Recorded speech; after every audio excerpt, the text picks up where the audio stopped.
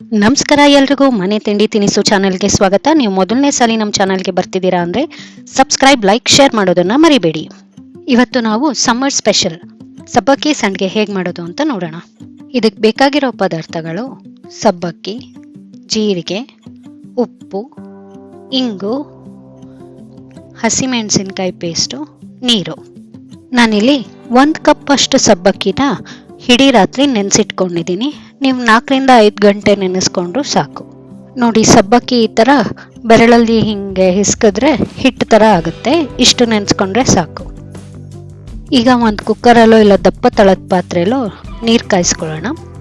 ಇಲ್ಲಿ 1 ಕಪ್ ಸಬ್ಬಕ್ಕಿಗೆ ನಾನು 4 ಕಪ್ ನೀರು ಹಾಕೋತಾ ಇದ್ದೀನಿ.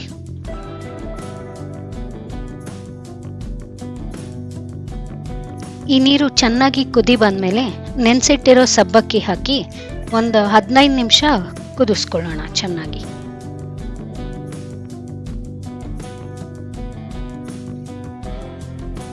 ಇದನ್ನ ಕೆದಕ್ತಾ ಇರಬೇಕು, ಇಲ್ಲಾಂದ್ರೆ ತಳ ಹತ್ಬಿಡುತ್ತೆ. ಸೊ ಚೆನ್ನಾಗಿ ಕೆದಕೊಂಡು ಈ ಸಬ್ಬಕ್ಕಿ ಎಲ್ಲ ಬೆಳ್ಳಗಿರೋದು ಟ್ರಾನ್ಸ್ಪರೆಂಟ್ ಆಗೋವರೆಗೂ ಬೇಯಿಸ್ಕೊಳ್ಳೋಣ.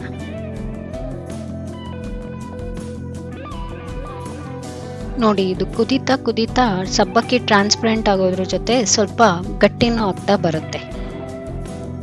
ಇಷ್ಟು ಗಟ್ಟಿ ಆದಮೇಲೆ ನಾನು ಅರ್ಧ ಚಮಚದಷ್ಟು ಉಪ್ಪು ಹಾಕೋತಾ ಇದ್ದೀನಿ. ನೋಡಿ, ರುಚಿಗೆ ನಿಮ್ಗೆ ಎಷ್ಟು ಉಪ್ಪು ಬೇಕೋ ಅಷ್ಟು ಹಾಕ್ಕೊಳ್ಳಿ. ಉಪ್ಪು ಹಾಕ್ಕೊಂಡು ಒಂದ್ಸತಿ ಕಲಸಾದ್ಮೇಲೆ ಇದಕ್ಕೆ ನಾನು 1/4 ಚಮಚದಷ್ಟು ಅಥವಾ ಚಿಟಿಕೆ ಅಷ್ಟು ಹಿಂಗನ್ನು ಹಾಕೋತಾ ಇದ್ದೀನಿ, ಘಮ ಬರಲಿ ಅಂತ. ನೋಡಿ, ಇದಿಷ್ಟು ಗಟ್ಟಿ ಆದಮೇಲೆ ಮತ್ತೆ ಕಲರ್ ಚೇಂಜ್ ಆದಮೇಲೆ ಇದಕ್ಕೆ ನಾನು ಸ್ಟವ್ ಆಫ್ ಮಾಡಿ 1 ಚಮಚದಷ್ಟು ಜೀರಿಗೆ, ಅರ್ಧ ಚಮಚದಷ್ಟು ಹಸಿಮೆಣಸಿನ್ಕಾಯಿ ಪೇಸ್ಟ್ ಹಾಕೋತಾ ಇದ್ದೀನಿ. ನೀವಿಲ್ಲಿ ಹಸಿಮೆಣಸಿನ್ಕಾಯಿ ಪೇಸ್ಟ್ ಬೇಡ ಅಂದರೆ ಸ್ಕಿಪ್ ಮಾಡ್ಬೋದು. ಇದನ್ನೆಲ್ಲ ಚೆನ್ನಾಗಿ ಕಲಸಿ ಸ್ಟವ್ವಿಂದ ತೆಗೆದು ಪಕ್ಕಕ್ಕೆ ಒಂದು 1/4 ಗಂಟೆಯಿಂದ 20 ನಿಮಿಷ ಆರಕ್ಕೆ ಬಿಟ್ಬಿಡೋಣ.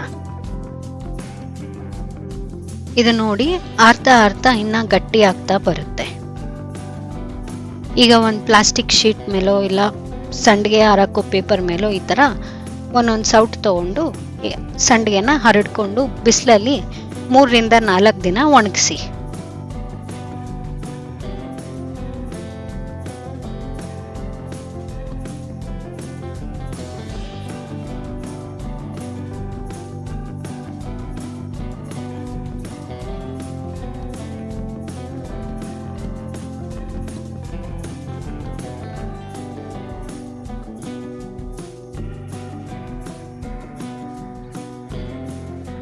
ಇದನ್ನ ಒಂದಿನ ಆದ್ಮೇಲೆ ತಿರ್ವಾಕೊಂಡು 2ನೇ ದಿನ ತಿರುಗಿಸಿ ಒಣಗಿಸಿ. ಈ ಥರ ನೋಡಿ, 3-4 ದಿನ ಒಣಗಿದ್ಮೇಲೆ ಈ ಥರ ಆಗುತ್ತೆ, ಹಪ್ಪಳ ಥರ. ನೋಡಿ, ಈ ಥರ ಒಣಗಿದ್ಮೇಲೆ ತೆಳ್ಳಗೆ ಚಿಕ್ಕದಾಗಿ ಕಂಡಂಗೆ ಕಾಣಿಸುತ್ತೆ. ಈ ಥರ ಕ್ರಿಸ್ಪಾಗಿರಬೇಕು, ಇಷ್ಟು ಒಣಗಬೇಕು. ಈ ಥರ ಚೆನ್ನಾಗಿ ಒಣಗಿದ್ಮೇಲೆ ನೀವು ಏರ್ ಟೈಟ್ ಕಂಟೈನರಲ್ಲಿ ಹಾಕ್ಕೊಂಡು 6 ರಿಂದ 8 ತಿಂಗಳ ಕಾಲ ಸ್ಟೋರ್ ಮಾಡ್ಕೊಬೋದು. ನಿಮ್ಗೆ ಯಾವಾಗ ಬೇಕೋ ಅವಾಗ ತೆಕ್ಕೊಂಡು ಎಣ್ಣೆನಲ್ಲಿ ಕರ್ಕೋಬೋದು.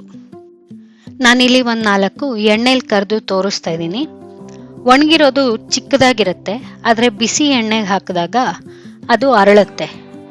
ವಿಡಿಯೋಲಿ ತೋರಿಸಿರೋ ಹಾಗೆ ನೋಡಿ.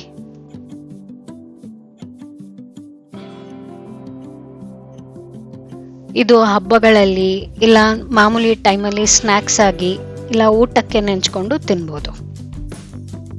ಈ ರೆಸಿಪಿ ನಿಮಗೆ ಇಷ್ಟ ಆದಲ್ಲಿ ಸಬ್ಸ್ಕ್ರೈಬ್, ಲೈಕ್, ಶೇರ್ ಮಾಡೋದನ್ನ ಮರಿಬೇಡಿ. ಧನ್ಯವಾದಗಳು.